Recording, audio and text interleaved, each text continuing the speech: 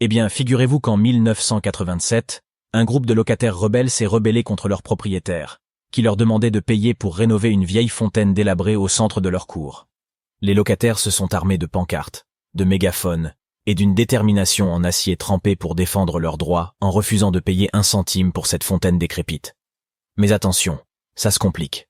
Le propriétaire, un homme rusé et retors, a décidé de saboter la fontaine pour leur faire croire qu'elle menaçait de s'effondrer à tout moment, mettant en danger la sécurité des habitants.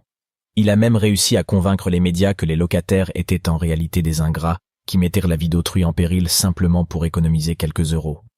Les pauvres locataires ont dû se battre bec et ongles, traînant l'affaire devant les tribunaux pour finalement gagner la bataille et prouver leur innocence. Mais le plus surprenant dans cette histoire, c'est que, contre toute attente, la fontaine est devenue un symbole de résistance pour les locataires du monde entier qui luttent aujourd'hui encore pour ne pas payer pour des travaux de rénovation non essentiels imposés par des propriétaires cupides. Alors, la prochaine fois que vous entendrez parler d'une fontaine en rénovation, pensez à ces braves locataires qui ont refusé de céder face à l'injustice.